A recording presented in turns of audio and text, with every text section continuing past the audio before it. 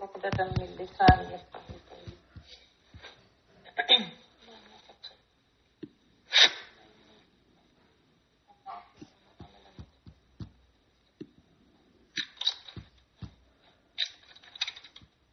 اچھا جی، سورۃ البقرہ آیت نمبر 40 تک ہم نے کر لیا تھا، جس میں جو ہے وہ بنی اسرائیل سے اب خطاب شروع ہوا ہے، جو میں نے آپ کو بتایا کہ اب آگے کچھ وقت تک یہی چلے گا. اور بنی اسرائیل کے جو کوئی تھوڑا سا بیک گراؤنڈ تھا وہ میں نے آپ کو لاسٹ ویک بتا دیا تھا. آیت جو ہے اس میں اللہ تعالیٰ بنی اسرائیل کو اپنی نعمت یاد کرا رہی ہیں کہ تمہارے اوپر جو میں نے نعمت کی تھی اس کو یاد کرو، یعنی اس کا احساس کرو، کیونکہ یہ بھول چکے تھے نا. اور جب انسان بھول جاتا ہے تو وہ ناشکری کی طرف چلا جاتا ہے. تو اس لیے نعمتیں یاد کرائی جاتی ہیں. یہ ضروری ہے کہ انسان اللہ کی نعمتوں کو یاد رکھے تاکہ شکر گزار بنے اور ناشکری کا یا نافرمانی کا رویہ جو ہے وہ انسان. تو ان کو بھی نعمت یاد کرائی جا رہی ہے، اور نعمت میں ان کو جو نبوت کا سلسلہ ان کے خاندان میں رکھا گیا تھا. نعمت کا ورڈ چونکہ عام ہے، اس سے مختلف چیزیں مراد کی ہیں. مفسرین میں جو انبیاء کا سلسلہ ایک ان کے اندر جاری کیا گیا ان کی نسل میں، وہ بھی مراد ہے. ان کو دین کی امامت دی گئی، وہ بھی مراد ہے. کتب دی گئی، آسمانی کتب، تورات، زبور، انجیل، اور اس کے علاوہ دیگر صحائف وغیرہ، وہ بھی مراد ہیں. اور سب سے بڑھ کر اس سے مراد نعمت ہدایت ہے جو کہ ہوتی ہے. اللہ تعالیٰ نے اس نعمت ہدایت کو خاص کیا تھا حضرت ابراہیم علیہ السلام کی اولاد کے لیے، جو کہ جب حضرت آدم علیہ السلام کو جب دنیا میں بھیجا جا رہا تھا تو اللہ تعالیٰ نے کچھ اس میں یہی کہا تھا نا کہ جب میری طرف سے تمہیں ہدایت پہنچے گی تو اس پہ تم نے عمل کرنا ہے، جو نہیں عمل کرے گا وہ نقصان. تو وہ ہدایت کی بات اب یہاں پہ اس لیے بھی ہے کہ یہ وہ قوم تھی جس کو اللہ تعالیٰ نے ہدایت دی مسلسل پے در پے میں کیا. یہ اور ہدایت جو ہے تو اللہ تعالیٰ کی طرف سے دی ہوئی سب سے بڑی نعمت ہے. اگر ہدایت نہ ہو تو کوئی نعمت نہیں ہو سکتی. انسان کے پاس اللہ تعالیٰ کا دیا ہوا اگر مال و دولت ہے وہ بھی اللہ کی نعمت ہے، لیکن اگر ہدایت نہیں ہوگی تو انسان اس کو ضائع کرے گا یا اس کو غلط کاموں پہ لگائے گا. علم ہے، صحت ہے، طاقت ہے، وقت ہے، یہ ساری چیزیں اللہ تعالیٰ کی طرف سے نعمت ہوتی ہیں، لیکن اگر ہدایت نہ ہو تو پھر انسان ان کا حق ادا نہیں کرتا، ان کو غلط استعمال کرتا ہے اور پھر جو ہے کوئی بھی چیز جو ہے وہ نعمت نہیں کرتی. تو ہدایت ایک بہت بڑی نعمت ہے اللہ تعالیٰ کی طرف سے دی گئی. اور پھر ساتھ اس میں یہ بھی بتایا گیا ایک میوچل معاملہ، ایک بائیلیٹرل، یعنی اوفو بھی عہدی اوفی بھی عہدی، تم میرے ایسے کیا ہوا عہد پورا کرو تو میں نے تم سے جو عہد کیا تھا وہ میں پورا کروں. ٹھیک ہے، کیونکہ اللہ تعالیٰ کا ایک قانون ہے کہ یہ نہیں ہے کرے اور یہ سوچتا رہے کہ اللہ کی طرف سے اس کو سب کچھ مل جانا ہے. اللہ تعالیٰ نے انسان کو جو بنایا ہے تو اس کے اوپر کچھ ذمہ داریاں عائد کی ہیں، وہ ذمہ داریاں پوری کی جانی ضروری ہے انسان کی. تو یہ ان کو کہا گیا. اور ان سے جو عہد لیا گیا تھا، نبی آخری نبی تمہارے درمیان ایک بھیجا جائے گا. ویسے تو ان سے کتاب کی پیروی کا بھی عہد لیا گیا تھا اور یہ بھی لیا گیا تھا کہ اس کتاب کو تم آگے دوسرے لوگوں تک پہنچاؤ گے. اور جو ایک مین بات جو ان کی تورات میں کتاب استثناء میں وہ آتی ہے کہ میں ان کے بھائیوں میں تم جیسا ہی ایک نبی اٹھاؤں گا تو اس کی تم نے یعنی پیروی کرنی. حضرت موسیٰ علیہ السلام کی کتاب کر کے وہاں پہ بات، یہ اس کی طرف اشارہ ہے کہ جو تم سے عہد لیا گیا.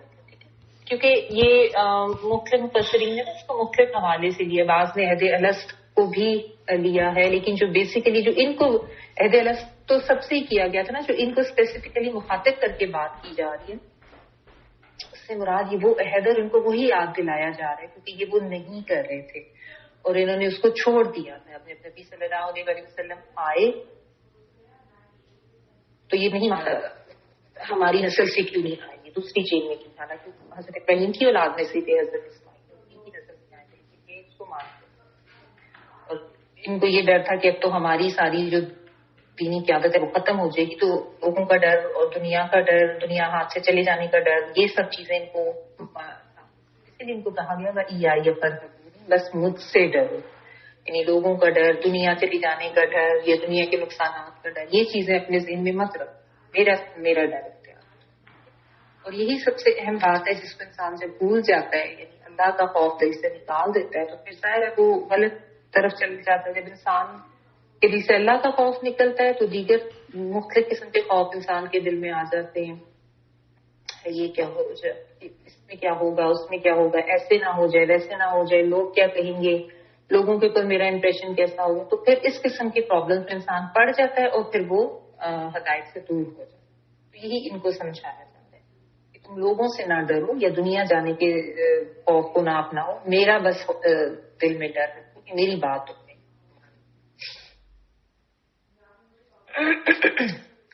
یہاں تک ہم نے کیا تھا۔ آگے آیت نمبر 41، وَآمِنُوا بِمَا أَنزَلْتُ مُصَدِّقًا لِمَا مَعَكُمْ وَلَا تَكُونُوا أَوَّلَ كَافِرٍ بِهِ وَلَا تَشْتَرُوا بِآيَاتِي ثَمَنًا قَلِيلًا وَإِيَّايَ فَاتَّقُونِ۔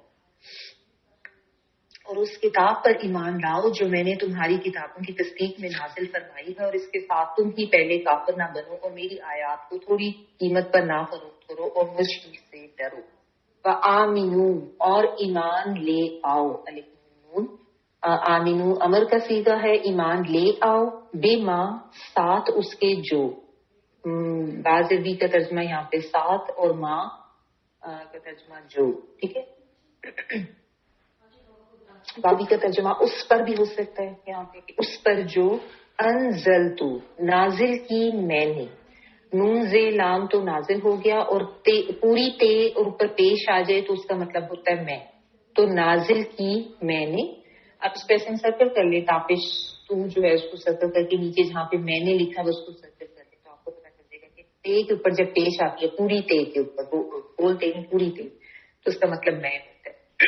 مصدقاً، صاد دال قاف روٹ ورڈ ہے، مصدقاً ہوتا ہے تصدیق کرنے والا، تو صاد دال قاف اس کا روٹ ورڈ ہے جو صدق سے ہے، سچائی سے ہے، اور مصدقاً تصدیق کرنے والی، لیما لیے اس کے جو، ما آکم لام جلی لیے ما جو، اور ما آ ساتھ، اور کم تم سب کے، یعنی ساتھ ہے تم سب کے یا پاس ہے تم سب کے، یعنی آلریڈی جو تمہارے پاس ہے اس کی تصدیق کرنے والی ہے۔ والا اور نہ، تکونو تم ہو جاؤ، تے تم کے لیے، کونو کانا یا کونو یہ ہو جانا ہونا اس معنوں میں آتا ہے۔ ولا تکونو اور نہ تم ہو جاؤ، اولا پہلے، اول پہلے کے لیے آتا ہے، کافرن کفر کرنے والے، انکار کرنے والے، بھی ہی ساتھ اس کے، یعنی اس چیز کا انکار کرنے والے کافر ہو جاؤ۔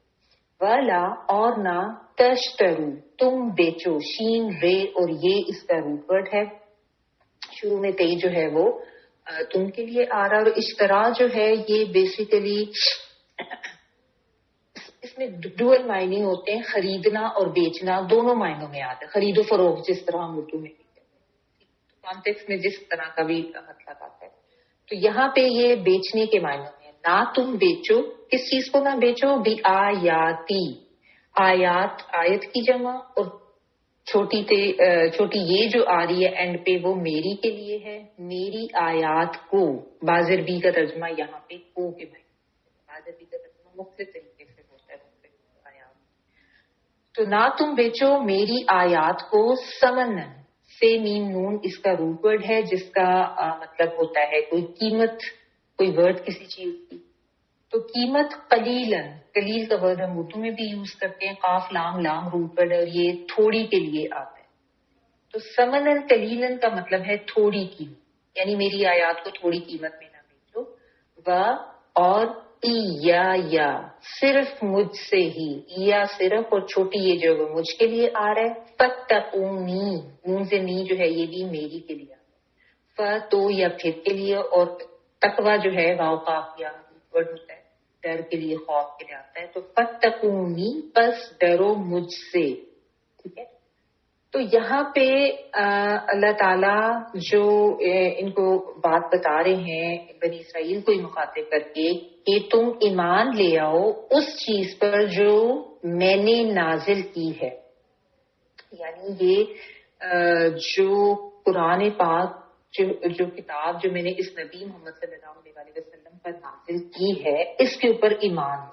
پہلے تو ان کو باقاعدہ یہ ایک حکم کے طور پہ کہا جا رہا ہے کیونکہ یہ نہیں مان رہے تھے، ٹھیک ہے، کہ تم اس کے اوپر ایمان لو. اور پھر آگے اللہ تعالیٰ اس کی وجہ بھی بتا رہی ہے کیونکہ یہ تو تصدیق کرنے والی ہے اس چیز کی جو تمہارے پاس ہے. اب تمہارے پاس کیا ہے؟ اکثر مفسرین نے صحیح مطلب دیا ہے کہ تمہارے پاس جو پہلی آسمانی کتب ہیں، تورات آ چکی ہے، زبور آ چکی ہے، انجیل آ چکی ہے، اس کے علاوہ دیگر جو بھی صحائف اور اللہ تعالیٰ کے احکامات ہیں، یہ کتاب ان کی تصدیق کرنے والی ہے. یعنی اس کتاب میں کوئی ایسی بات نہیں ہے کہ تمہیں یہ لگے کہ تمہاری کتابوں پہ جو احکامات دیے گئے ہیں ان کی یہ نفی کرتی ہے، بلکہ یہ تو انہی کی ایک ایکسٹینڈیڈ فارم ہے. پہلی جو کتابیں تھیں ان میں بھی جو توحید کا کانسیپٹ تھا، عقیدہ آخرت کا کانسیپٹ تھا، انبیاء کا، ملائکہ کا، نیک کام کرنے کا، غلط کاموں سے دور رہنے کا، یہ سب شریعتوں میں یہی حکم دیے گئے تھے. اور یہی چیزیں تھیں جو قرآن پاک بھی ان کو ایکسپلین کر رہا تھا، جو یہی احکامات تھے. ٹھیک ہے، تو ایک طرح سے یہ انہی کتابوں کی تصدیق کرنے والی ہے، اس میں کوئی تمہاری کسی چیز کا انکار نہیں ہوتا. ٹھیک ہے، اور دوسرا اس کا جو ایک مطلب ہے وہ بھی بہت اہم ہے کہ تمہاری کتاب میں جو آخری آنے والے نبی اور ان پر بھیجے جانے والی آخری کتاب قرآن پاک کی جو پیشین گوئیاں کی گئی ہیں، یہ ان کی تصدیق ہی ہے، یہ انہی کی کنفرمیشن ہے. تو تم اس کے اوپر ایمان لو. میں نے آپ کو بتایا کہ ان کو بہت کلیئرلی یہ بتایا گیا تھا، ان کی کتابوں میں پیشین گوئیاں تھیں کہ ایک آخری نبی آئے گا، اور پھر ان سے وعدہ بھی لیا گیا تھا کہ تم اس کی پیروی کرو گے، اس کے پاس ایک کتاب ہوگی. اور یہ دعائیں مانگا کرتے تھے کہ وہ آخری نبی آ جائے اور ہم اس کی پیروی کریں. ظاہر ہے ان کو پتا تھا، لیکن چونکہ وہ جب آئے محمد صلی اللہ علیہ وسلم وہ دوسری چین میں آ گئے تو اب یہ ان کو مان نہیں دیتے. تو اس لیے اس کا یہ مطلب بھی بہت اہم ہے کہ جو تمہارے پاس تمہاری کتاب میں جو پیشین گوئیاں، جو پروفیسز پہلے کر دی گئی تھی، جو تمہیں بتا دیا گیا تھا انفارمیشن اللہ تعالیٰ کی طرف سے کہ کافی نبی آئیں گے، ان کے پاس کتاب ہوگی، تو یہ اسی کی تصدیق کے طور پر ہی تو ہے. یہ وہی تو تصدیق ہے ان چیزوں کی، یہ وہی کتاب ہے، یہ وہی نبی ہے. تو اس سے یہ بھی مراد، ایک تو یہ کہ وہ تمام کتابیں جو تمہارے پاس ہیں یہ ان کی تصدیق کرنے والی ہے، اس میں کوئی ایسا حکم نہیں ہے جو ان کتابوں کے منافی ہو. دوسرا ان پیشین گوئیوں کے بھی مراد ہیں جو کہ ان کی کتاب میں آپ دونوں طرف. پھر ساتھ ان کو یہ کہا گیا وَلَا تَكُونُوا أَوَّلَ كَافِرٍ بِهِ، کہ تم سب سے پہلے انکار کرنے والے نہ بن جاؤ. جو شخص سب سے پہلے گناہ اور کفر کرتا ہے تو پھر اس کے پیچھے جو فالو اس کو کرتے ہیں ان کا گناہ بھی اس کے اوپر ہی آتا ہے. اور یہ تو چونکہ آلریڈی ان کو پتا تھا نا، ان کے پاس تو علم تھا، پھر بھی اگر یہ انکار کرنے والوں کی صف میں سب سے پہلے کھڑے ہوں گے تو یہ تو سب سے ورسٹ لوگ ہوئے نا. تو یہ ان کو سمجھایا جا رہا ہے کہ انکاریوں کی رو میں سب سے پہلے تم ہی نہ آ جاؤ، جن کے پاس آلریڈی علم بھی ہے اور جن کو بہت اچھی طرح سے معلوم ہے کہ یہ نبی بھی بالکل برحق ہیں اور ان پہ بھیجے جانے والی کی کتاب ہے، یٹ تم ان کا انکار کرنے والوں میں سب سے پہلے سب سے آگے ہو رہے ہو. تو اب تو تمہارے پیچھے جو لوگ آئیں گے، جو تمہیں فالو کرتے ہیں، جو تمہاری بات مانتے ہیں، تو وہ تو ان کا بھی وبال پھر تم اپنے اوپر ہی لوگے. تو یہ کام مت کرو، کیونکہ اصولت تو انہیں سب سے پہلے ماننے والا ہونا چاہیے تھا نا، کیونکہ ان کو آلریڈی پتا تھا، ان کی کتابوں میں ذکر بھی تھا، انہوں نے عہد بھی کیا ہوا تھا، اور یہی سب سے پہلے انکار کرنے لگے. تو یہ چیز کو سمجھائی جا رہی ہے کہ تم سب سے پہلے انکاری نہ بنو کہ باقیوں کا وبال بھی اپنے اوپر ہے. اور ساتھ ان کو یہ کہا گیا کہ تم میری آیات کو تھوڑی قیمت پر مت بیچو. تھوڑی قیمت پر بیچنے کا مطلب یہ نہیں کہ زیادہ قیمت ملے تو بیچ دو. تھوڑی قیمت سے مراد دنیا کا فائدہ ہے کہ تم دنیاوی فائدے کے لیے، کیونکہ دنیا کا فائدہ جو ہے وہ آخرت کے فائدے کے لحاظ سے تو بہت ہی قلیل ہے، بہت ہی اس کی اہمیت ہی کوئی. جو ہے ان کا یہ مسئلہ تھا کہ ان کے پاس جب لوگ آتے تھے اپنی پرابلمس لے کے کہ ہم سے فلاں گناہ ہو گیا ہے تو اس کے بارے میں اب دین میں کیا حکم ہے، اور جب مشکل لگتا تھا تو وہ کیا کرتے تھے کہ لوگوں کو خوش کرنے کے لیے نا ان سے پیسے لے لیتے تھے، اور جو اللہ کے بتائے ہوئے احکامات اور جو اس کے حوالے سے جو ان کو کوئی سزائیں وغیرہ بتائی ہوتی تھی ان کو تبدیل کر کے بتا دیتے تھے، یعنی لوگوں سے پیسے لے کر ان کی مرضی کے فتوے ان کو دیتے تھے۔ یہ انہوں نے اپنا ایک طرح سے دین کا کاروبار چلایا ہوا تھا، یعنی دین کو بھی انہوں نے کاروبار، اور پھر انہوں نے زبانی کہنے کے ساتھ ساتھ کتابوں میں ایکچولی خود سے لکھ کے بھی تحریف کر، یہ بھی ان کا ایک بہت بڑا کہ اس وجہ سے کہ لوگ خوش ہو جائیں اور ان کے لیے آسانی ہو جائے اور ان کو پیسے مل جاتے تھے۔ تو یہ ظاہر ہے دنیا کی فائدہ لینا، یعنی دنیا کے لیے قیمت لے لینا، پیسے لے لینا اور لوگوں کو خوش کر دینا، اپنی ایک وہ سے رکھنے کے لیے، اپنی اجارہ داری قائم رکھنے کے لیے، لوگوں کو خوش کرنے کے لیے اس قسم کے فتوے دے دینا، آخرت تو بگاڑ دینا۔ سوچے کتنی بڑی جسارت ہے یہ کہ انسان اللہ کے احکامات کو چینج کر دے اس لیے کہ لوگ جو ہیں کی طرف سے واہ بھی مل جائے، وہ خوش بھی ہو جائے، پیسے بھی۔ تو دنیا کا فائدہ جو بھی ہے، خواہ وہ کتنا بھی بڑا ہے، دنیا میں کتنے عرصے تک بھی ملتا رہے، وہ آخرت کے مقابلے میں تو تھوڑا ہی ہے نا۔ اس لیے یہ کہا جا رہا ہے کہ آخرت کے مقابلے میں وہ فائدہ بہت تھوڑا ہے، تو تم میری آیات کو کم قیمت پر مت بیچو، اس سے یہ مراد۔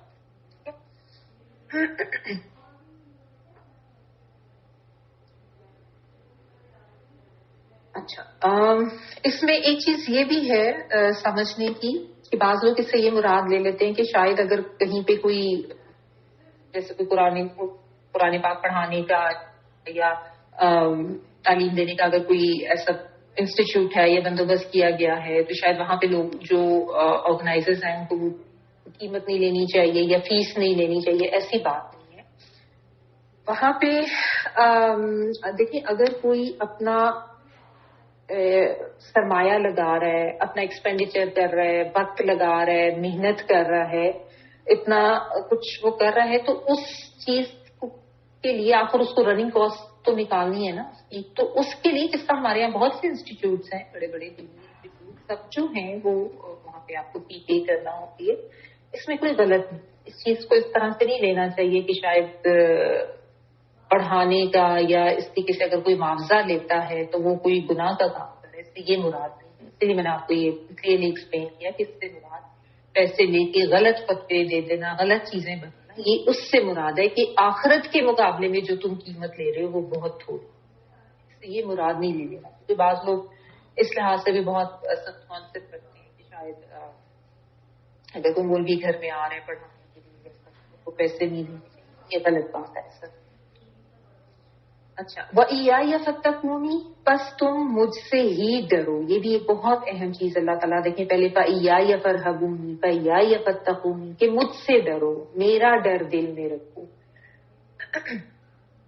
یہ بھی اہم بات ہے کہ جب اللہ کا ڈر دل سے نکل جاتا ہے تو پھر تباہی ہی تباہی ہو جاتی ہے۔ یعنی آپ دیکھیں نا، یہ کس قدر بڑی جسارت اور کس قدر انسان کی پستی کی علامت ہے کہ اللہ کے بتائے ہوئے حکم کو تبدیل کر دینا اور اس میں پھر اللہ کی طرف سے ڈرنا بھی نہ۔ تو ظاہر ہے اللہ کا ڈر دل سے نکل گیا ہوا ہے نا۔ دنیا کی محبت اور دنیا کی مال و دولت کی محبت اتنی انسان کے دل میں آ جائے کہ اللہ کا خوف ہی دل سے نکل جائے، پھر تو انسان اپنی مرضی کرے گا، پھر تو اس کو کوئی احساس ہی نہیں رہے گا کہ وہ غلط کر رہا ہے۔ تو اللہ کا ڈر جو ہے نا وہ دل میں ہونا بہت ضروری ہے۔ اور آج امت مسلمہ کا بھی یہی حال ہو گیا ہوا ہے کہ اللہ کے ڈر کے علاوہ باقی ہر طرح کے ڈر ہم لوگوں نے، ہائے لوگ کیا کہیں گے، ہائے میرے رشتے دار کیا کہیں گے، ہائے میرے فرینڈس کیا کہیں گے، میرا کیا امیج ہو جائے گا، لوگ باتیں کریں گے، برادری کو کیا منہ دکھائیں گے، یہی ہمارے ڈر بن کے رہ گئے ہیں۔ ہائے میری دنیا نہ چھوٹ جائے، مجھے کاروبار میں نقصان ہو جائے گا، میں نے اللہ کی بات پہ عمل کیا، یا مجھے نوکری میں نقصان ہو جائے گا، یہی چیزیں ہمارے دل میں رہے۔ اسی لیے ہم ایک انتہائی ڈرپوک قسم کی قوم بن کے رہے کہ ہر وقت اس کا ڈر، اس کا ڈر، اس چیز کے نقصان کا ڈر، یہی ڈر ہمارے رہ گئے ہیں۔ اور جس کا ڈر اصل میں ہونا چاہیے تھا اللہ تعالیٰ کی ذات کا ڈر، اس کو ہم نے چھوڑ دی ہے۔ تو اسی لیے آج ایک ڈرپوک قوم بن کے ہم رہے۔ اور اسی لیے پھر وہ فرسٹریشنز ہیں، پریشانیاں ہیں اور عجیب عجیب قسم کے مسائل ہیں جن کو ہم لے کے بیٹھے رہتے ہیں، کیونکہ اللہ کا ڈر دل میں نہیں ہے، لوگوں کے ڈر. اس چیز کو سمجھنے کی ضرورت ہے. وہ جو ایک شجاعت کا جذبہ اور ایک جو رویہ ایک مومن کا ہونا چاہیے.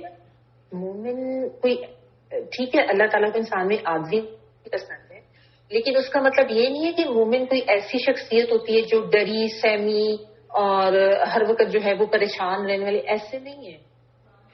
مومن تو ایک بہت اسٹرانگ شخصیت ہونی چاہیے، بہت زیادہ، جس کا ایک روب ہونا چاہیے، جس کے جو اپنے اصولوں پر بھی اتنا پکا ہو کہ لوگوں کو پتا ہو کہ یہ واقعی صحیح معنوں میں اسلام پر عمل کرنے والا ہے اور وہ ان چیزوں پہ کمپرومائز نہیں کرتا. یہ نہیں کہ جہاں پہ دنیا کا معاملہ ہوا وہاں پہ ڈر کے پیچھے ہو گئے، وہاں پہ کمپرومائز کر لیا، یا جہاں پہ لوگوں کو خوش کرنا ہے وہاں پہ ڈر کے پیچھے ہو گئے اور لوگوں کو خوش کر دیا. نہیں، یہ نہیں ہے ایک مسلم کی شخصیت، یہ ریکوائرڈ نہیں ہے اسلام.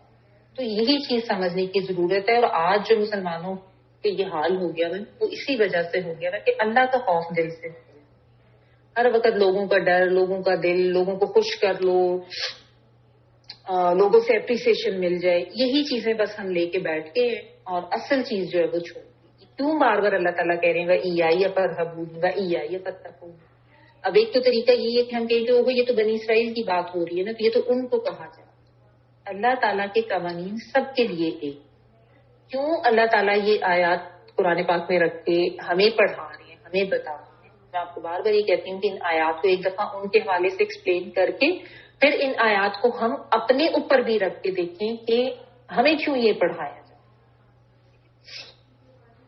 تو آج اگر دنیا کے فائدے کے لیے اللہ تعالیٰ کے احکامات کو کوئی چھوڑتا ہے جان بوجھ کے، جانتے بوجھتے، کیونکہ ان کو بھی پتا تھا، ان کے پاس علم تھا. ایک تو یہ نا کہ کسی کو پتا ہی نہیں ہے، وہ لا علمی میں کر وہ اور بات ہے. جس کو پتا بھی ہے، جس کے پاس ہدایت بھی ہے، اس کے باوجود وہ عمل نہیں کرتا.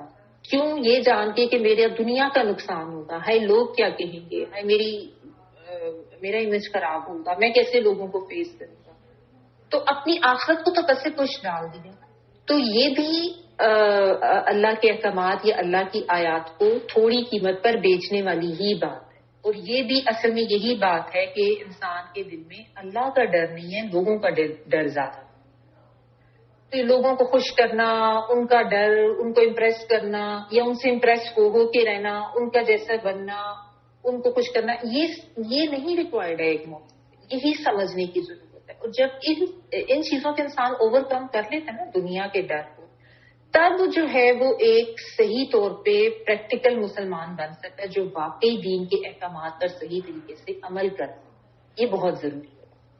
اسی لیے اس چیز کو یاد رکھیں گا، ایائی فتقون ایائی فرحبون. کیوں اللہ تعالیٰ بار بار یہ بتاتا ہے؟ کہ اللہ تعالیٰ کو پتہ ہے کہ ہم لوگ ایسے ہیں کہ ہم اللہ کے خوف کو پس پش ڈال کے لوگوں کے خوف اپنے اوپر سوار کریں گے، دنیا کا خوف اپنے اوپر سوار کریں گے، دنیا میں کمی ہو جانے کا خوف اپنے اوپر ڈال. یہی سے ساری پرابلم شروع ہوتی ہے، کیونکہ پھر انسان بس دنیا کا عاری بن کے رہ جاتا ہے اور آخرت کا خوف، اللہ کا خوف اس کو پیچھے کرتا ہے، اللہ کے حاضر ہونے کا خوف اس کو بھول جاتا ہے. یہی سے مسئلہ شروع.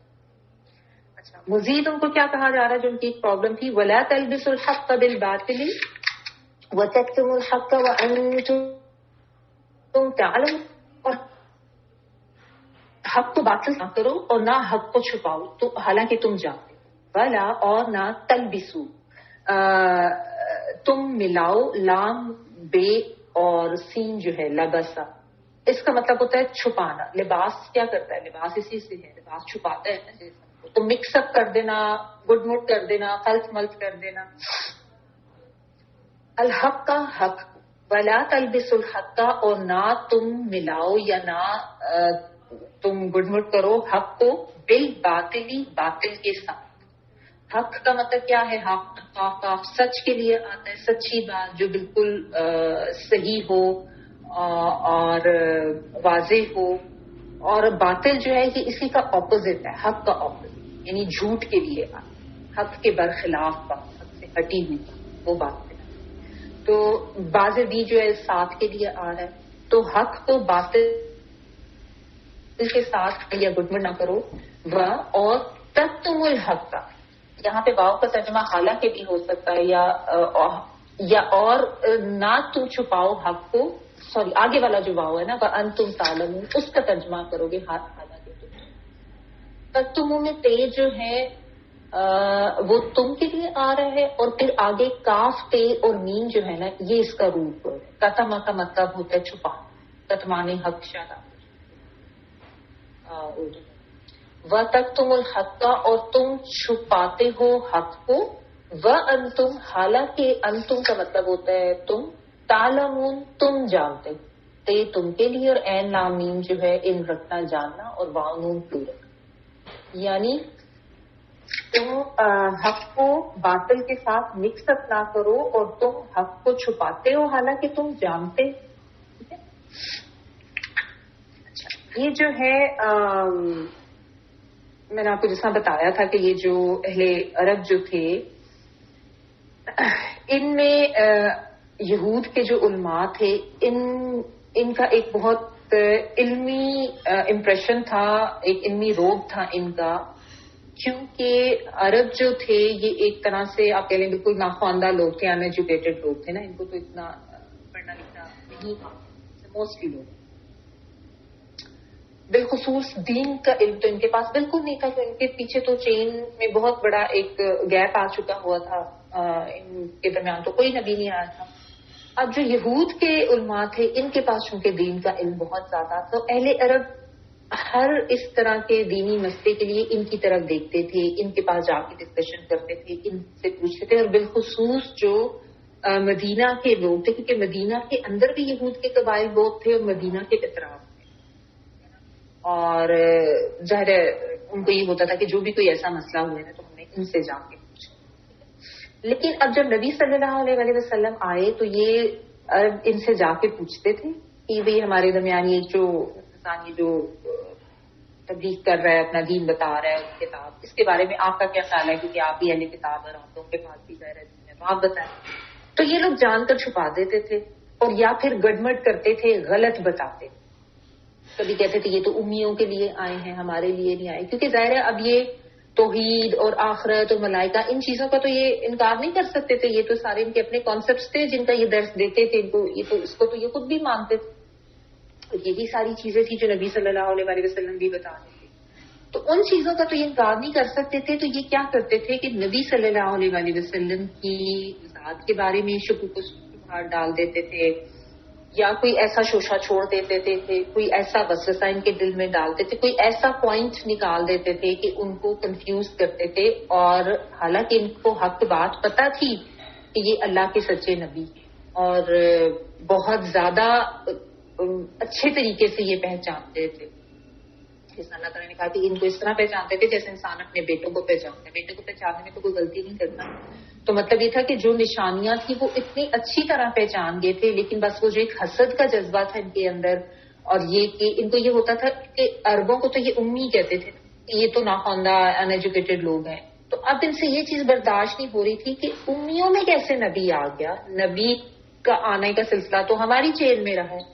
بیسیکلی یہی تو ان کی ایک ٹرائل تھی. اور ظاہر چونکہ یہ تو اپنے دین کی اصل سے تو ہٹ چکے ہوئے تھے، اتنی نافرمانیاں اتنی سرکشی پہ آگے ہوئے تھے، تو ان کے لیے اسی لیے پھر بطور سزا ان سے اب امامت دین کی لے کے بنی اسرائیل سے لے کے بنی اسماعیل کو دے دی گئی. تو اسی پہ ان کو اعتراض ہوتا تھا، اور اس لیے پھر یہ حق بات کو چھپاتے تھے. ان کو یہ تھا کہ اگر ہم نے یہ چیز مان لی تو ہمارا تو وہ جو سارا جو ایک ہمارا اسٹیٹس ہے وہ کم ہو جائے گا، ہمیں یہ ماننا پڑے گا کہ امیوں میں نبی آ گیا ہے. اور پھر ظاہر ان کی وہ جو ساری انہوں نے دین کو کاروبار بنایا ہوا تھا، جو ان کی ایک اجارہ داری تھی وہ بھی ختم ہوتی ان کو نظر آتی، اجازت ختم ہو جائے گی، وہ بھی ان کو بہت مسئلہ لگتا. تو یہ اس وجہ سے یہ حق بات کو اس طرح جھوٹ کے ساتھ ملا کے اور غلط ملت باتیں کر کے لوگوں کو بتاتے. تو یہ چیز ان کو سمجھائی جا رہی ہے کہ تم حالانکہ تم جانتے ہو اس کے باوجود تم کتمان حق کرتے ہو. یعنی سچی بات کو، حق بات کو جانتے بوجھتے بھی چھپانا ایک بہت بڑا گناہ ہے. جانتے بوجھتے حق کو جھوٹ کے ساتھ ملا دینا اب اس کو بھی ذرا آج ہمارے اوپر رکھ کے دیکھیں نا، آج امت مسلمہ کا کیا حال ہے. ہماری عدالتوں میں ہی دیکھیں کیا کیا کچھ ہو رہا ہوتا ہے، کس طرح جھوٹ، دھوکہ، فراڈ، بالکل صاف اور آبویس سے کیسز ہوتے ہیں جس میں حق کو کس طریقے سے چھپایا جاتا ہے، کس طریقے سے اس کے اوپر پردے ڈالے جاتے ہیں، کس طریقے سے اس کو جھوٹ کے ساتھ گڑبڑ کیا جاتا ہے، اور ہر ممکن کوشش کی جاتی ہے مجرموں کو بچانے. تو یہ صرف ان کے لیے تو احکامات نہیں ہیں، ہمارے لیے بھی ہیں کہ تم جانتے ہو، تم جانتے بوجھتے کتمانے حق کرتے ہو. یہ صرف عدالتی معاملات نہیں، یہ تو میں صرف ایک ایگزامپل دے رہی ہوں. کہیں بھی کسی بھی معاملے میں ہمیں کوئی حق بات پتہ ہے اور ہم صرف اپنے فائدے کے لیے اس کو چھپا رہے ہیں یا اس کو بتاتے ہوئے اس کے ساتھ جھوٹ کی آمیزش کر رہے ہیں اپنے کسی مفاد کے لیے، تو وہ بھی اسی چیز میں آ جاتا ہے کتمانے اور وہ بھی اللہ تعالیٰ کی ناراضگی کرتا ہے. تو جب آپ کے پاس کوئی چیز ہو اور انسان اتنا خود غرض ہو جائے اور نہ دے تو یہ کتنا قابل گرفت ہے. یہاں سے یہ معلوم ہے تو بتانا. یہ بالکل ایسے ہی آپ سمجھ لیں کہ جیسے آپ کے پاس کھانے پینے کی بہت ساری چیزیں ہیں اور آپ کے ارد گرد لوگ بھوکے مر رہے ہیں، لیکن انسان اتنا خود غرض ہو جائے کیونکہ کہ بس میں نہیں کھانا، میں نے دوسروں کو نہیں دے، مرتے ہیں تو مرتے. یا آپ کے پاس پیسے ہیں یا آپ کے پاس کوئی ایسا علم ہے اور ارد گرد لوگوں کے پاس پیسے نہیں ہیں، ان کی ضرورت ہے، وہ مر رہے ہیں اور انسان ان کو نہ. تو یہ جو خود غرضی والی ایک بات ہے، ان کی جو یہ خود غرضی تھی، اس کو یہاں پہ اللہ تعالیٰ پوائنٹ آؤٹ کرتے بتا. جس کے پاس حق ہے، علم ہے، تو اس نے پھر اس میں بخل نہیں کرنا، اس کو آگے پہنچانا ہے، اس میں خود غرضی نہیں کرنا، دوسروں کو بھی بتانا، کیونکہ یہ پھر ایک طرح کا حق ہو جاتا ہے جس کو آگے ادا کرنا ضروری ہو. یعنی آپ کے پاس اگر کوئی چیز ہے دوسروں کے پاس نہیں ہے تو دوسروں کا حق ہے کہ آپ سے وہ لے، چاہے وہ مال و دولت کے حوالے سے ہے، چاہے وہ علم کے حوالے سے، چاہے کسی بھی بات کے حوالے سے. اور اگر انسان یہ نہیں کر رہا تو وہ اپنے فرض کو ادا نہیں کر رہا، تو ظاہر ہے پھر وہ گنہگار تو ہو. اور یہ تو دینی علم کا معاملہ تھا اور بہت بڑا معاملہ تھا جس کے بارے میں ان کو بہت کلیئر کٹ انفارمیشن تھی، اور یہ اس کو یہاں پہ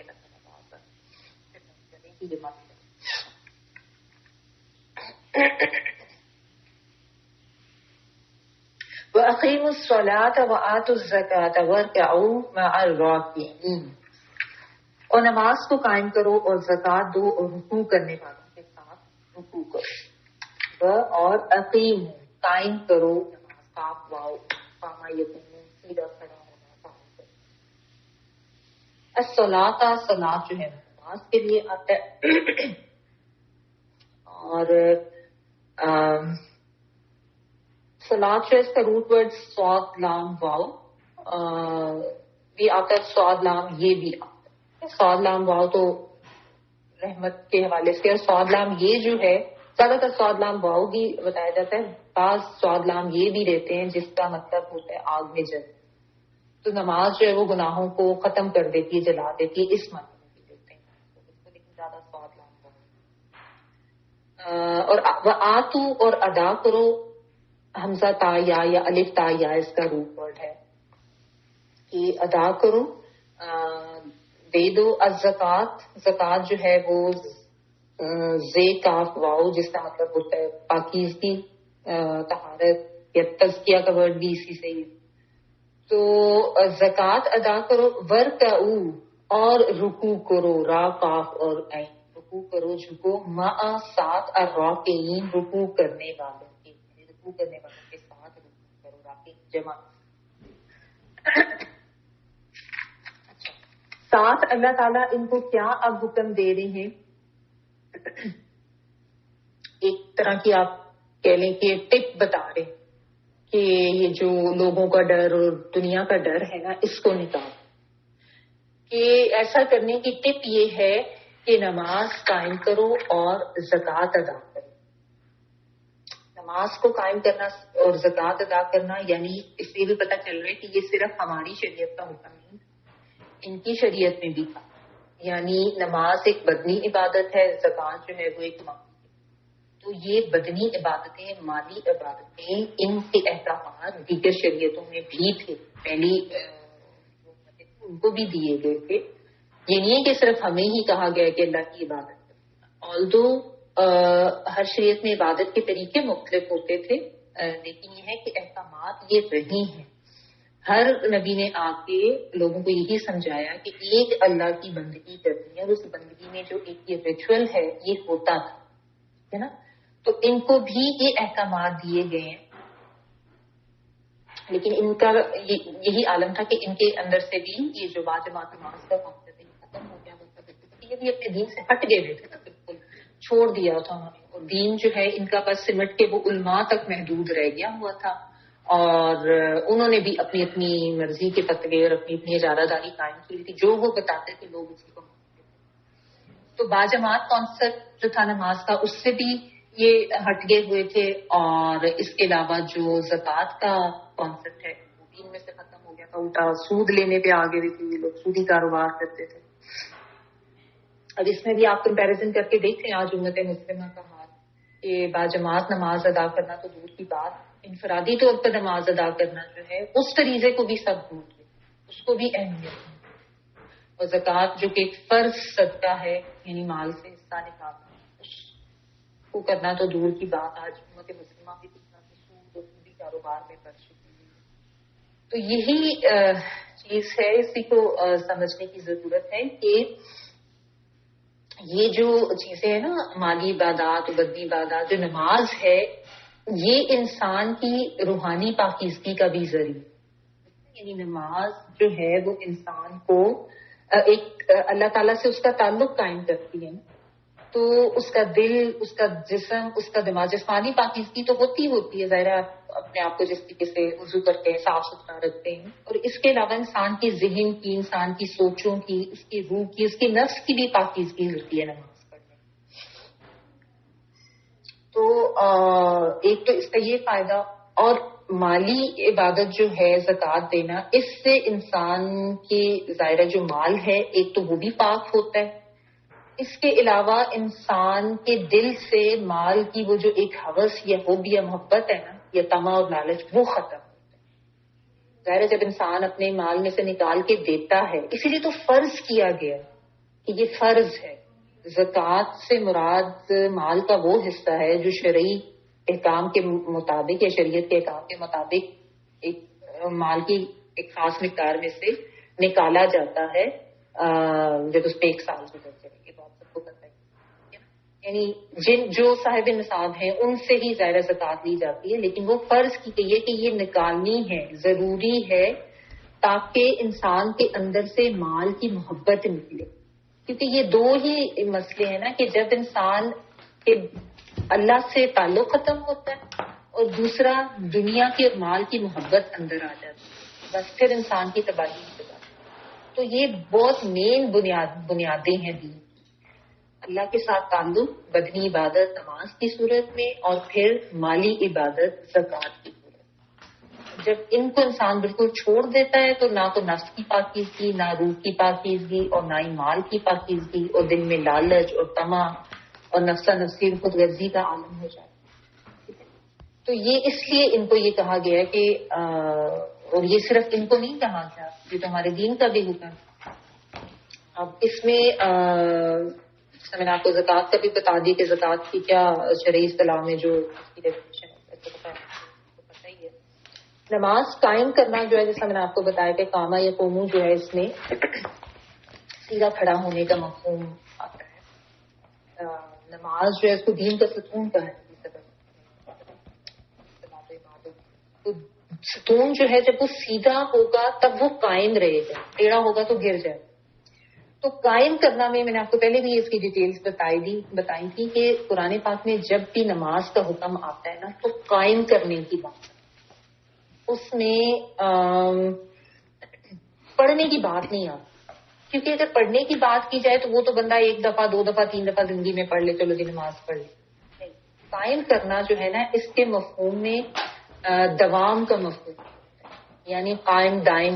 ہم اکثر اس میں بھی قائم دائم رہے، یعنی اس میں ایک ہمیشگی کا مفہوم ہے.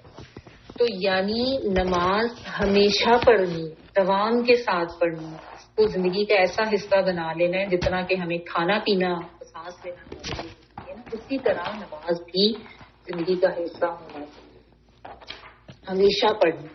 یہ نہیں کہ کبھی ایک دفعہ پڑھ لی ہے 2 دفعہ پڑھ لی ہے، جب تھوڑا سا دینی ہو گیا انسان، کوئی رمضان آ گیا یا کوئی ایسے اوقات آ گئے تو پڑھ لی. نہیں، یہ تو ایک فرض ہے، ایسا فرض جو کہ ہمیشہ کرنا.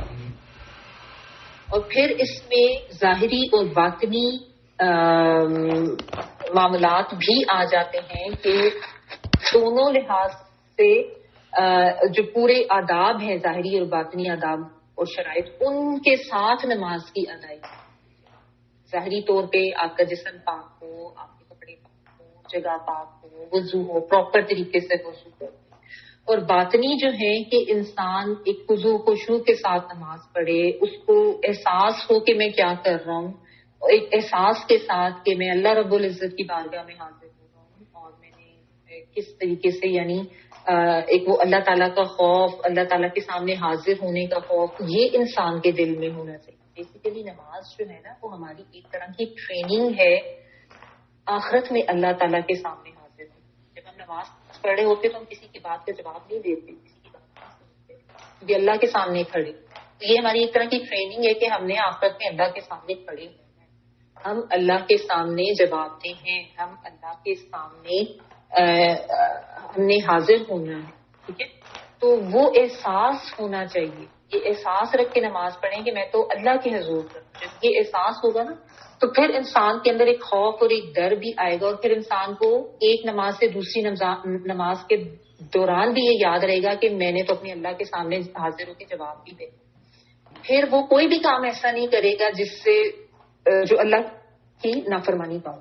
تو یہ نماز کا جو ایک ایکچوئل کانسیپٹ ہے نا اس کو سمجھنے کی ضرورت ہے. ورنہ تو ایک اگر وہ فزیکل ایکسرسائز ہی بنائی ہوئی ہے تو پھر اس سے تو نماز کے وہ اثرات نہیں ملتے.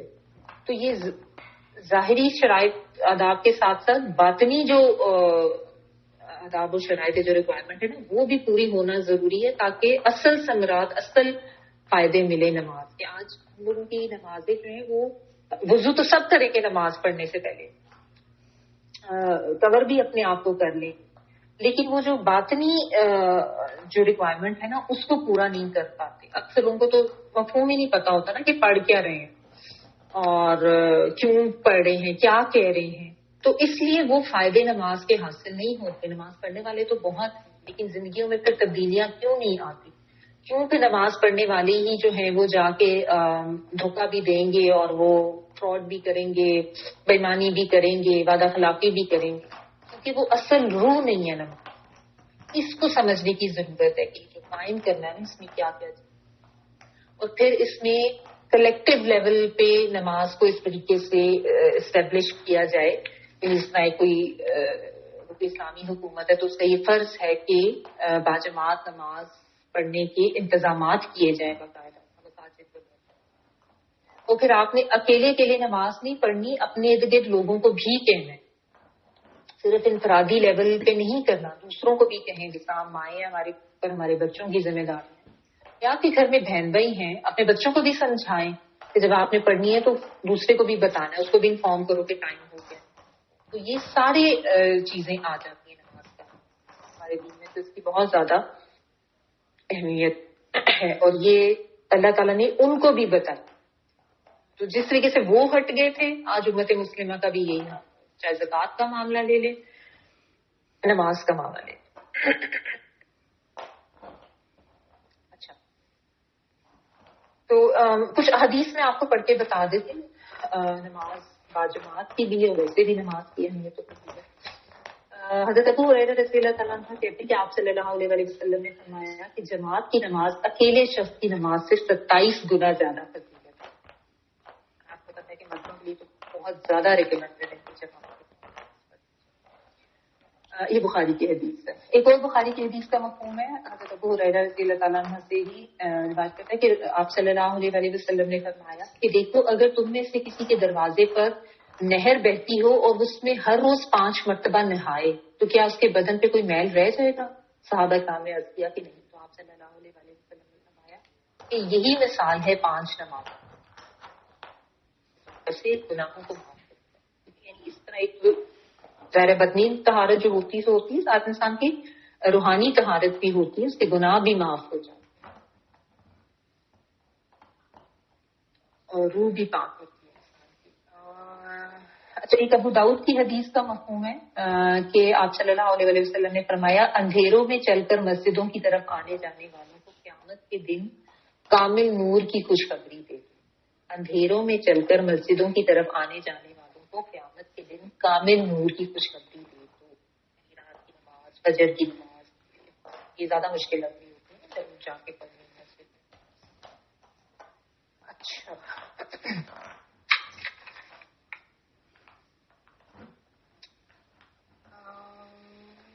ایک مسند احمد کی حدیث کا مفہوم بھی ہے کہ آپ صلی اللہ علیہ وسلم نے نماز کا ذکر کرتے ہوئے فرمایا جس نے نماز کی حفاظت کی تو یہ نماز اس کے لیے قیامت کے دن نور، برہان اور نجات کا باعث ہوگی، اور جس نے نماز کی حفاظت نہ کی تو اس کے لیے نہ نور ہوگا، نہ برہان اور نہ نجات، اور قیامت کے دن وہ قارون، فرعون اور حامان ابی بن خلف کے ساتھ. تو یہ نماز کی اہمیت اور باجماعت نماز کی اہمیت. ایک اور بھی ابو داؤد کی حدیث کا مفہوم ہے کہ حضرت عبداللہ بن مکتوم ایک نابینا صحابی جو تھے نبی صلی اللہ علیہ وسلم کی خدمت میں حاضر ہوئے. انہوں نے کہا کہ میرا گھر دور ہے، تو کیا میرے لیے رخصت ہے کہ میں گھر میں نماز پڑھ لوں؟ تو آپ صلی اللہ علیہ وسلم نے ان سے پوچھا کہ کیا تم اذان کی آواز سنتے ہو؟ تو میں نے کہا ہاں. تو آپ صلی اللہ علیہ وسلم نے فرمایا کہ تمہارے لیے مسجد نہ آنے کی رخصت نہیں ہے.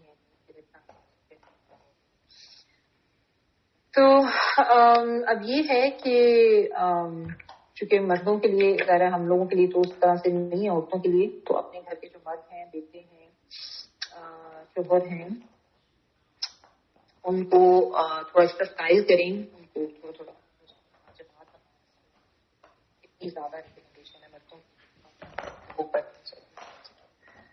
اچھا، ظاہر باجماعت نماز جو ہے اسے اتحاد کا، قوت کا، برابری کا، ایک نظم و ضبط کا، یہ اس طرح کے سارے درس بھی تو ملتے ہیں. اس کے تو بہت لاتعداد فوائد ہیں.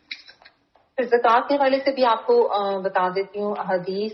ایک حدیث کا مفہوم ہے کہ جس کو اللہ نے مال عطا کیا اور اس نے زکوٰۃ ادا نہ کی تو قیامت میں وہ مال سانپ بن کر آئے گا اور اس کے گلے میں لٹکایا جائے گا اور اس کے گالوں کو ڈسے گا اور کہے گا میں ہوں تمہارا مال.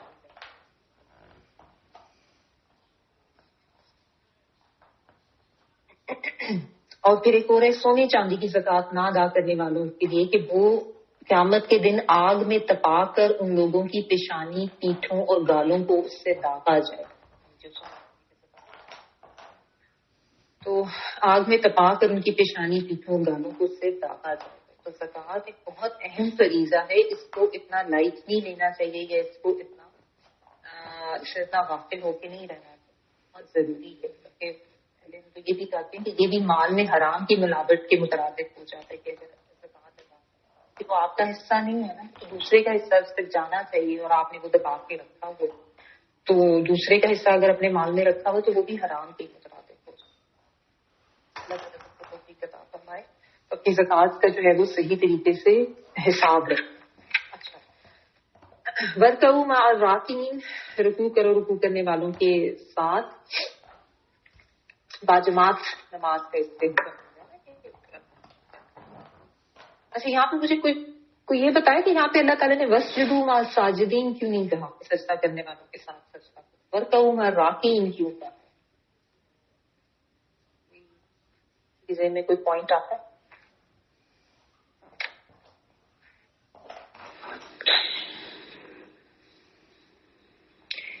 ہمارا بجی شاید اس لیے کہ کیونکہ بیسکلی تو سب سے پہلے یہ ہے نا کہ جھکنا انسان کو آئے گا تو وہ سجدہ کرے گا، یہ ریزن ہے. اور شاید یہ بھی کہ یہودی کی نماز میں رکوع نہیں تھا تو اس لیے اس وقت ہم نے کہا ویری گڈ، کرواؤ. میں very good, I appreciate both of you کیونکہ مائک آن کر کے جو بھی جواب دیتے ہیں بہت اچھی بات ہے ماشاء اللہ. پوائنٹ ٹھیک ہے، لیکن ایکچوئل جو بات ہے وہ یہ ہے کہ یہود جو ہے نا ان کی نماز میں میں آپ کو نا بلکہ کوشش کرتی ہوں اسکرین پہ دیکھیں ذرا، آپ کو نظر آ رہے کچھ ہمارا نظر آ رہے نظر؟ جی ہاں جی، آ رہے.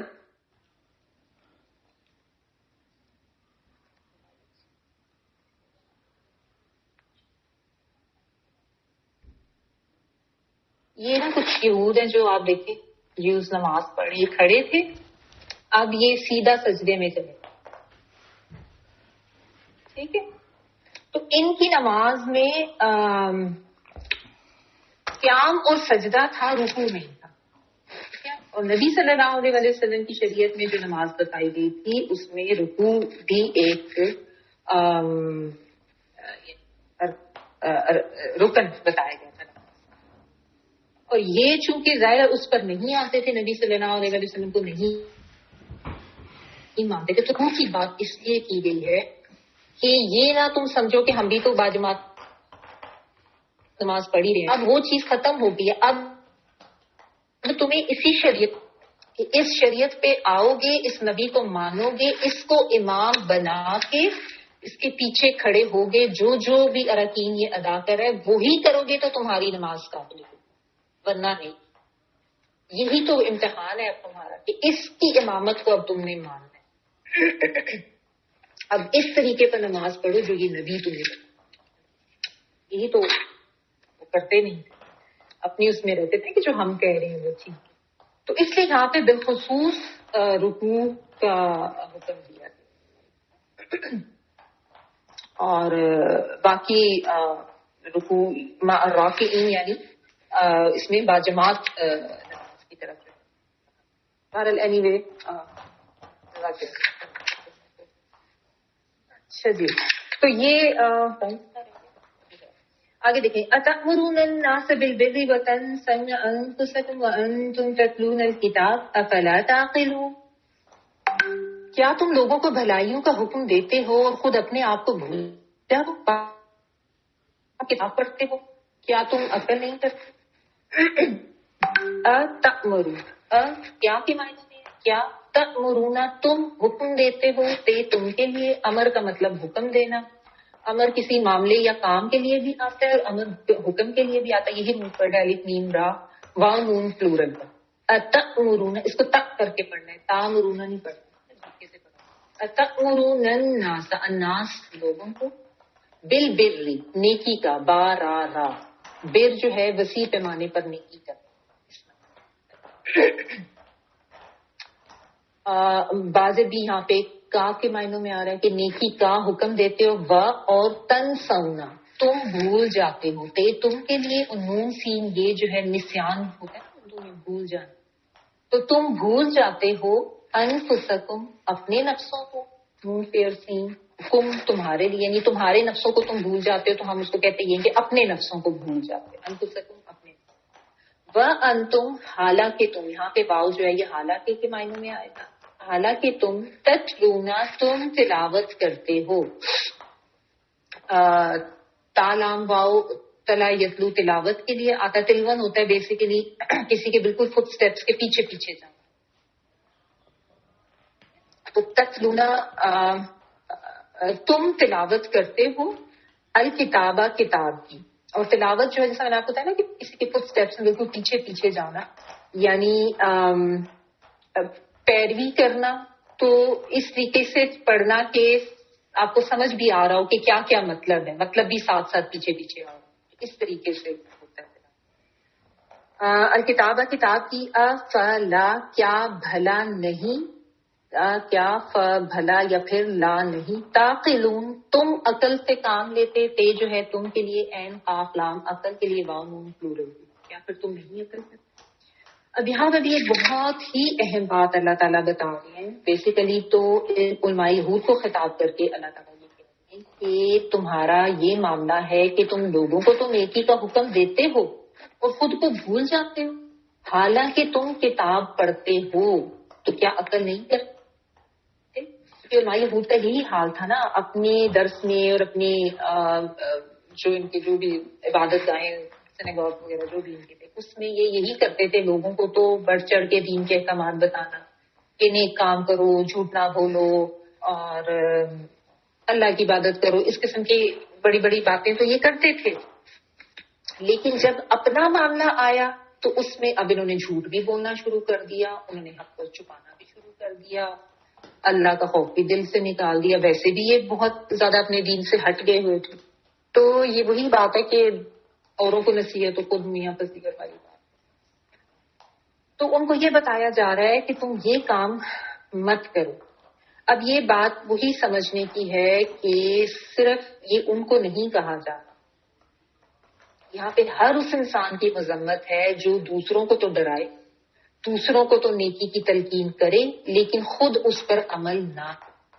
ہم دوسروں کو کہیں سچ بولو, وعدہ پورا کرو, اللہ سے ڈرو, نرمی اختیار کرو, اچھے اخلاق اختیار کرو, لیکن جب اپنا معاملہ آئے تو ہم جھوٹ بھی بولیں, ہم وعدہ خلافی بھی کریں, ہم بدعملی بھی کریں.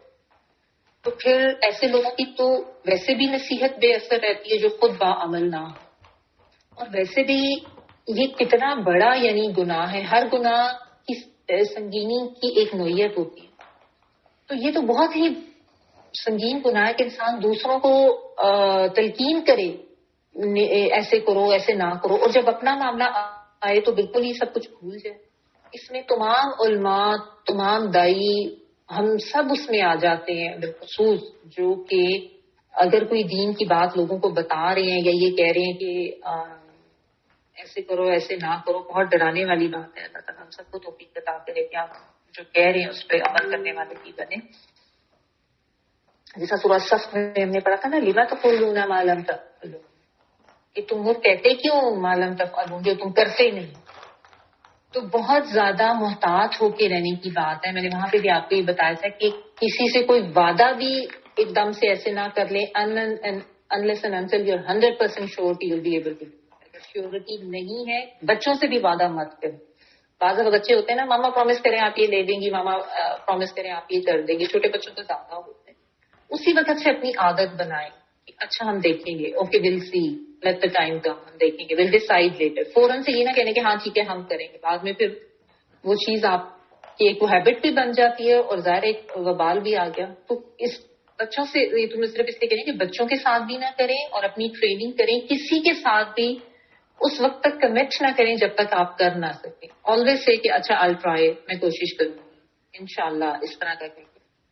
ٹھیک ہے. اور ویسے بھی کسی کو آپ ایون بچوں کے حوالے سے بھی آپ دیکھیں, آپ بچوں کو کہتے رہیں کہ بیٹا نماز پڑھو نماز پڑھو, اور خود آپ نماز نہ پڑھیں.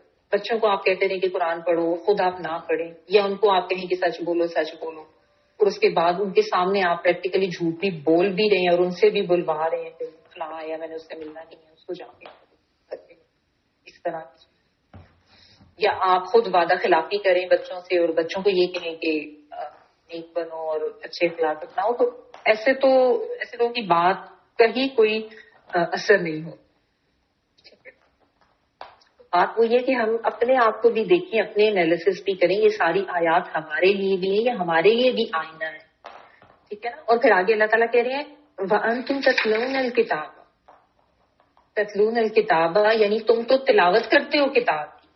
یعنی اللہ تعالیٰ نے ان کو یہ باور کرایا ہے کہ تمہارے پاس تو اللہ کی کتاب ہے جس میں یہ لکھی ہوئی ہیں یہ ساری باتیں. یہ نہیں کرنا کہ دوسروں کو بتاؤ اور خود اس پہ عمل نہ کرو, اور سچ بولو اور باعمل بنو, اور اس کے باوجود تم یہ کرتے ہو.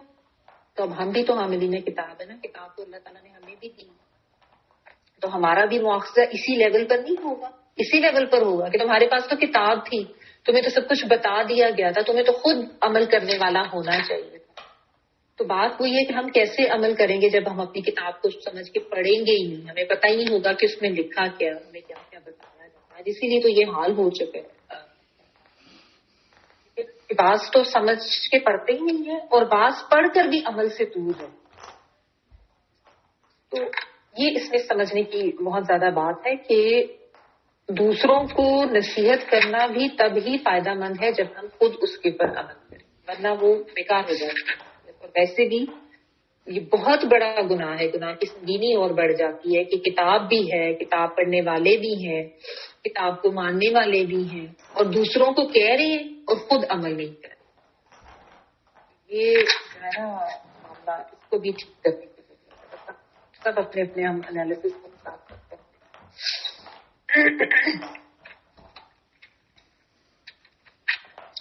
پھر اللہ تعالیٰ ساتھ یہ بھی کہہ رہے ہیں افلا تعقلون, یعنی کیا تم عقل سے کام نہیں لیتے. میں نے یہاں پہ آپ کو اس کا روٹ نہیں بتایا. عین قاف لام, عقل جو ہے نا اس کا بیسیکلی مطلب ہوتا ہے روکنا, منع کرنا, باندھنا. تو جب عقل ہوتی ہے تو انسان بہت سی چیزوں سے خود کو روکتا ہے، سیلف کنٹرول بھی آتا ہے. پھر عقل جو ہے انسان کو غلط چیزوں کی طرف جانے سے روکتی ہے. اگر انسان عقل کو اونٹ کو باندھنے کے لیے بھی جو رسی ہوتی ہے نا، اس کے لیے اقال آتا ہے، یا وہ جو عربی لوگ ایک وہ سر پہ پہنتے ہیں نا، اس کے اوپر وہ باندھی ہوتی ہے ایک روپ سے. تو افلا تعقلون، کیا تم عقل نہیں کرتے؟ یعنی یہ ہے نا کہ اللہ تعالیٰ کے نزدیک یہ بہت بے عقلی کی بات ہے کہ انسان دوسروں کو کہہ رہا ہے اور خود اس کے اوپر عمل نہیں کر. اور وہ بھی کون سا انسان؟ وانتم تتلون الکتاب، جو کتاب پڑھنے والے، جو حاملین کتاب ہیں، جن کے پاس اللہ تعالیٰ نے اپنے احکامات دیے ہوئے ہیں. تو آج مسلمان بھی کتاب پڑھتے تو ہیں، لیکن وہی بات ہے سمجھتے نہیں ہیں، یا اگر سمجھ بھی لیتے ہیں تو اس کے اوپر عمل نہیں کرتے. تو یہ بہت زیادہ بے عقلی کی بات. ہم تو عموماً اپنے طور پہ عاقل، فاضل، عالم اس کو سمجھتے ہیں جو دنیاوی لحاظ سے بہت زیادہ وائز ہوتا ہے، یا دنیاوی معاملات میں اس کو بہت نو ہاؤ ہوتی ہے، تو ہم اس کو بہت زیادہ عاقل سمجھتے ہیں. تو یہ از ویری وائز، اس کو بڑی نو ہاؤ ہے، اس کو بزنس ٹیکٹکس بہت زبردست پتہ ہے، اس کو جابس کے لحاظ سے بہت سی چیزیں پتہ ہیں، یا دنیاوی معاملات کے لحاظ سے. لیکن یہاں پہ آپ دیکھیں اللہ تعالیٰ کہہ رہے ہیں کہ کتاب کا حامل ہونا، کتاب پڑھنے والا بھی اگر کام کرے کہ وہ دوسروں کو کہے اور خود نہ کرے. تو یہ سب سے پہلے اپنے انالیسس کریں، اپنے آپ کو دیکھیں کہ کون کون سے ایسے کام ہیں جو میں بچوں کو تو کہہ رہی ہوتی ہوں اور میں خود نہیں کر رہی ہوں. کیونکہ ہم مائیں ہیں نا، اس لیے میری عموماً جو ایگزامپلز ہوتی ہیں وہ یہیں تک رہتی ہیں کہ ہم پہلے اس لحاظ سے اپنے آپ کو ٹھیک کریں. ہمارے معاملات زیادہ تر بچوں سے ہوتے ہیں، دوسروں سے تو بعد میں ہوتے ہیں. تو اس لیے پہلے خود نماز پڑھنے والا بنیں گے تو آپ بچوں کو تلقین کریں گے. خود قرآن پاک کو صحیح طریقے سے پڑھنے والا بنیں گے تو آپ بچوں کو پڑھا سکیں گے. آپ خود بااخلاق بنیں گے، آپ خود جھوٹ سے اعراض کریں گے، آپ خود وعدے کی پابندی کریں گے تو آپ کے بچوں کے اوپر آپ کی بات کا اثر ہوگا. بچوں سے بھی اس طریقے کے وعدے مت کر لیا کریں جو آپ پورے نہیں کر سکتے. اس چیز کو یاد رکھیں، ہم اس چیز کو بہت لائٹلی لے لیں. وَاسْتَعِينُوا بِالصَّبْرِ وَالصَّلَاةِ وَإِنَّهَا لَكَبِيرَةٌ إِلَّا عَلَى الْخَاشِعِينَ. اور صبر و نماز کے ساتھ مدد طلب کرو، یہ چیز مشکل ہے مگر ڈر رکھنے والا. وَاسْتَعِينُوا، اور مدد طلب کرو. عین واو نون اس کا روٹ ورڈ ہے، استعانت مدد طلب کرنا، سین سے طلب کرنے کے لیے آتا ہے. معاون ہونا، عین واو نون سے معاون ہونا ہوتا ہے نا، یا معاونت کرنا. تو مدد طلب کرو بالصبری، ساتھ صبر کے. بعض بھی ساتھ کے معنی میں سواد بعد اور صبر، والصلاۃ اور نماز کے. وَإِنَّهَا، اور بے شک وہ، انا بے شک اور ہاں وہ، لَكَبِيرَةٌ البتہ بھاری ہے. لام صبر البتہ کے لیے، کبیر بھاری یا بڑی ہے. الا ما سوائے یا مگر، الا اوپر، الخاشعین خاشعین خشوع کرنے والے، پلورل کا صیغہ، شین اور عین. خشوع کا مطلب ہوتا ہے خشوع، ایسا خوف جو جس کا اثر دل پر بھی ہو، یعنی دل کی کیفیت کا نام ہے. دل میں آنے والا ایسا خوف جس کا اثر انسان کے جسم پر. خشوع خشوع خضوع عاجزی کے لیے آتا، خشوع خوف جو کہ جسم پہ. اللہ تعالیٰ یہاں پہ جو ہے نا پھر سے ایک ٹپ دے کہ حق بات پر قائم رہنے کے لیے، حق بات بولنے کے لیے اور حق پر استقامت سے جمے رہنے کا طریقہ یہ ہے کہ تم صبر اور نماز سے مدد حاصل کرو. یعنی یہ دو چیزیں، دو ٹپس اللہ تعالیٰ نے بتا دی ہیں جن سے انسان کی کر سکتے. یہ مشکل ہوتا ہے، حق پہ چڑھنا ہوتا ہے. تو اب جب ایسے میں انسان کو کوئی مشکل آ جائے، کوئی مدد، کوئی اللہ تعالیٰ کی مدد چاہیے تو نماز پڑھے اور صبر کرے. صبر کا مطلب ہوتا ہے خود کو روکنا، باندھنا، تھامنا، برداشت کرنا. ٹھیک ہے نا. اور لیکن اس کا مطلب صرف برداشت کرنا نہیں ہوتا. مطلب ایک تو یہ ہے نا کہ آپ خود کو روک رہے ہیں، باندھ رہے ہیں، یعنی منفی حالات میں مثبت رویہ رکھنا، یا منفی حالات میں منفی رویے سے خود کو روکنا. ٹھیک ہے. لیکن اس کے علاوہ اپنے آپ کو اللہ کی نافرمانی کے کاموں سے روکنا، گناہوں سے روکنا، یہ بھی صبر ہی ہے. یعنی حق کی راہ پہ، ہدایت کی راہ پر استقامت سے خود کو جمائے رکھنا، یہ بھی صبر ہی میں آتا ہے. ٹھیک ہے، ہم تو یہ سمجھتے ہیں کہ برداشت کر لینا، لیکن یہ بھی صبر ہے کہ انسان حق کے راستے پر خود کو استقامت سے جمائے رکھے، اللہ کی نافرمانی کے کاموں سے خود کو روکے، گناہوں سے خود کو روکے، اپنے نفس کو روکے غلط کاموں کی طرف جائے.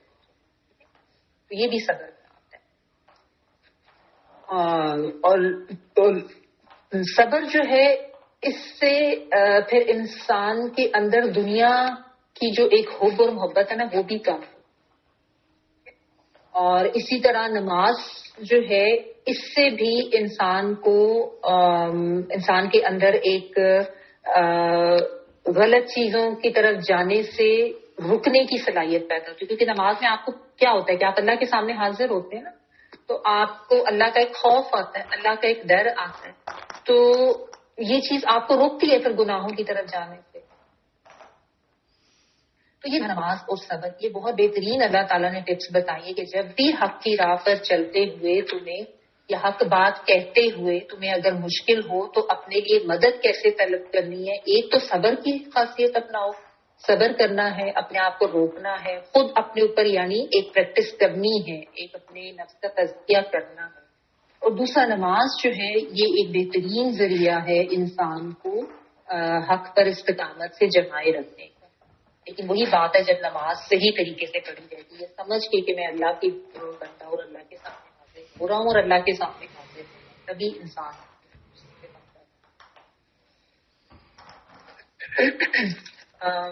بخاری کی حدیث کا مفہوم ہے، کسی بندے کو صبر سے بڑھ کر وسیع تر بھلائی نہیں دی گئی. کسی بندے کو صبر سے بڑھ کر وسیع تر بھلائی نہیں دی، یعنی جب صبر کرنا آ گیا نا جس سے، تو اس کو بہت خیر ملتی. تو یہ دو ہتھیار اللہ تعالیٰ نے بتا دیے کامیابی سے حق کی راہ پر استقامت سے چلنے کے. صبر، جس سے کہ انسان کے کردار میں بھی پختگی آتی ہے، ایک جمنے کی استقامت آتی ہے، حوصلہ ملتا ہے. ٹھیک ہے. اور نماز، جس سے کہ انسان کو اللہ تعالیٰ کے ساتھ بات کرتا ہے، اللہ تعالیٰ کی عظمت کا ڈر اور اس کے سامنے حاضری کا موقع ہوتا ہے.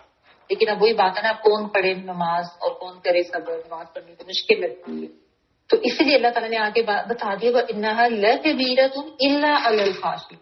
یہ تو بہت مشکل ہے لیکن خاشعین کے لیے مشکل ہے، خاشعین کے علاوہ، یعنی جو اللہ کا واقعی خوف رکھتے ہیں نا دل میں، ان کو یہ کرنا مشکل نہیں لگتا. اب یہاں پہ انہا جو ہے، ہاتھ سے بعض لوگوں نے تو یہ کہا کہ اس سے مراد صرف نماز ہے، لیکن بعض نے یہ کہا کہ اس سے مراد یہ پورا رویہ ہے. یعنی صبر اور نماز کو اپنانے والی جو ایک جو صفات ہیں، یا یہ جو ایک رویہ ہے، یہ ایٹیٹیوڈ جو ہے، یہ ہر کوئی نہیں کر سکتا.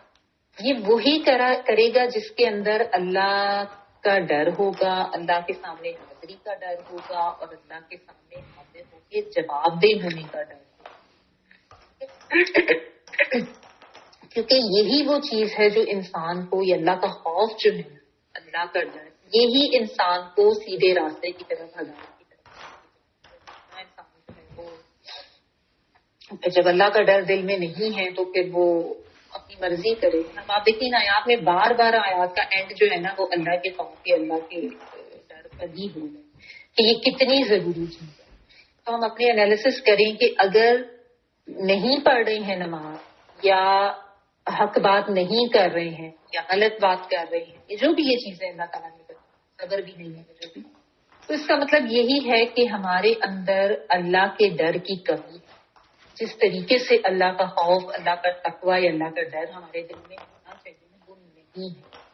تو سب سے پہلے تو ہم اپنے انالیسس کر کے نا اپنے آپ کو ٹھیک کریں.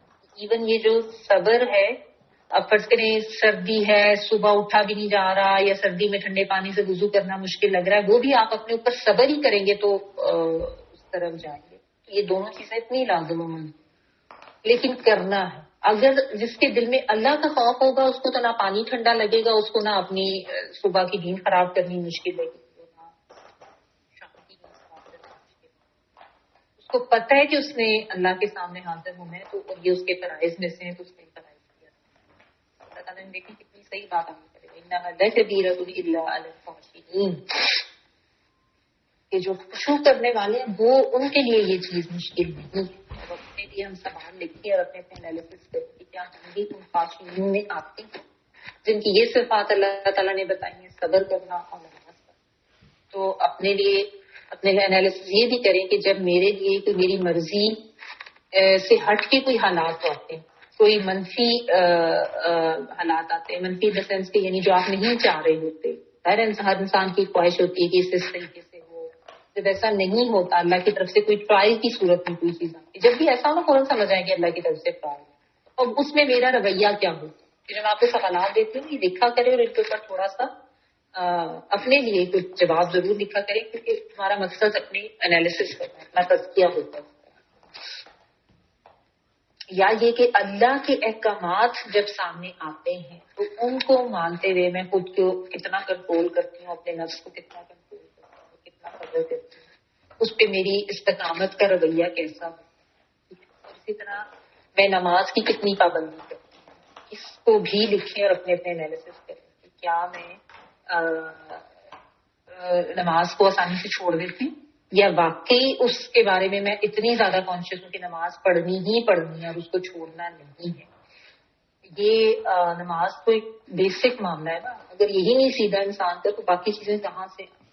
تو اپنی نمازوں کو چیک کریں اور ہمیشگی اپنائیں. یہ نہیں کہ ابھی سن لی ہے تو کچھ دن نمازوں کی پابندی کر لی پھر آہستہ آہستہ اس کو پڑھو. نہیں، قائم کرنی ہے. تمام کا مفہوم ہمیشہ پڑھنی ہے، پوری 5 پڑھنی ہے، بلکہ ایکسٹرا بھی پڑھے نماز سے. الذین یظنون انہم ملاقو ربہم وانہم الیہ راجعون، جو جانتے ہیں کہ بے شک وہ اپنے رب سے ملاقات کرنے والے اور یقیناً اسی کی طرف لوٹ کر جانے والے ہیں. الذین، وہ لوگ، یظنون، جو یقین رکھتے ہیں. یہ آتا ہے والا وہ کے معنوں میں، اور زوین نون روٹ ورڈ ہے. زن جو ہے یہ گمان اور یقین دونوں کے لیے آتا ہے. عربی میں نا اکثر الفاظ ایسے ہوتے ہیں جن میں اپوزٹ کا مفہوم بھی اسی لفظ کے اندر ہوتا ہے. لغت الازداد اس کو کہتے ہیں، ضد سے ٹھیک ہے. یعنی ایک لفظ کے 2 مختلف معنی ہیں. کے معنی میں کہ جو یقین رکھتے ہیں، انہم، بے شک وہ ملاقو، وہ ملاقات کرنے والے ہیں،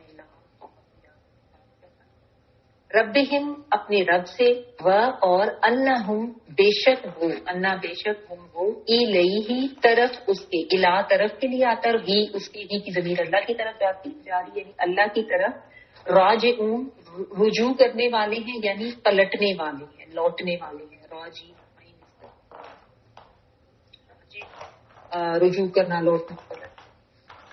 اور وہ لوگ کون ہیں؟ یہ وہی لوگ جو صبر کرتے ہیں، صلات پڑھتے ہیں، جو کہ خاشعین ہیں. ان کی مزید اللہ تعالیٰ ان کی صفات بتا رہے ہیں کہ وہ یہ یقین رکھتے ہیں کہ وہ اپنے رب سے ملاقات کرنے والے ہیں اور اس کی طرف لوٹ کر جانے والے ہیں. یہ لوگوں کی صفات مزید اللہ تعالیٰ بتا رہے ہیں، کیونکہ جن کو یہ یقین ہوگا انہی میں خشوع ہوگا.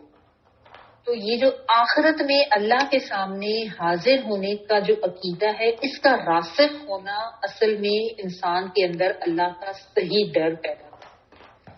تو ایسے لوگوں کو آخرت میں اللہ سے ملاقات کا بھی یقین ہوتا ہے اور ان کو یہ بھی پتا ہوتا ہے کہ اس دنیا میں وہ عارضی زندگی گزار رہے ہیں، ہمیشہ یہاں پہ رہنے والے نہیں، وہ لوٹ کے اپنے رب کی طرف جانے والے ہیں. نماز بھی ایک طرح سے اللہ کے سامنے حاضری ہے، اللہ سے ملاقات ہے، اور یہ آخرت کی ملاقات کی یاد دہانی ہے. ٹھیک ہے. اور آخرت سے بے فکری انسان میں بے عملی پیدا کرتی ہے. تو یہ چیز سمجھنے، یہ جو نماز ہے نا، یہ بھی انسان کو یہ یاد دلاتی ہے کہ جیسے میں آج اللہ کے سامنے ابھی حاضر ہوا ہوں نا، اور دن میں 5 دفعہ جب انسان حاضر ہوتا ہے تو اس کو یاد رہتا ہے کہ میں نے آخرت میں بھی اسی طرح مؤدب ہو کے اللہ کے سامنے پیش ہونا ہے اور اپنے تمام اعمال کی مجھے. تو جب نماز پڑھتا ہے تو پھر آخرت کا کانسیپٹ بھی انسان کا جو ہے نا وہ صحیح ساتھ میں ٹھیک ہو جاتا ہے. اینڈ وائس ورسا، جب آخرت میں حاضر ہونے کا انسان کو یقین ہوگا تو پھر وہ ضرور اللہ کے سامنے دن میں 5 بار حاضر ہوگا کہ میں نے یہ تو میرے پہ فرض ہے، میں نے تو اس کا جا کے جواب دینا کہ میں کیا کیا کر دیا. تو اسی لیے یظنون، جو یقین رکھتے ہیں، آخرت کے عقیدے کا یا آخرت کی حاضری کا یقین ہونا بہت ضروری محض ایک ہونا کافی نہیں ہے. پتا تو سب مسلمانوں کو ہے آپ کو، لیکن یقین نہیں ہے نا، اس لیے اپنی اپنی زندگیوں میں مگر یہ فرائض سے بھی غافل. تو یہ چیز سمجھ گئی اور یہی چیز اور سب کو فرمائے گی کرنے کی. اور یہاں پہ ہمارا رکوع جو ہے وہ کمپلیٹ ہو گیا ہے. اسمارا تلاوت پلے کر سکتی ہو آپ؟ ابھی ریڈی ہے یا نہیں؟ نہیں ابھی میں نے ریڈی نہیں کی، میرے ذہن میں تھا کہ شاید کل والی کلاس کے بعد ساری. چلیے ٹھیک ہے، ہم کل والی کلاس کے بعد. چلیے ٹائم آپ کا ہو گیا. آخر دعوانا الحمد للہ رب العالمین. سبحانک اللہم و بحمدک، نشہد ان لا الہ الا انت، نستغفرک و نتوب الیک. بارک اللہ لی و لکم فی القرآن العظیم و نفعنی و ایاکم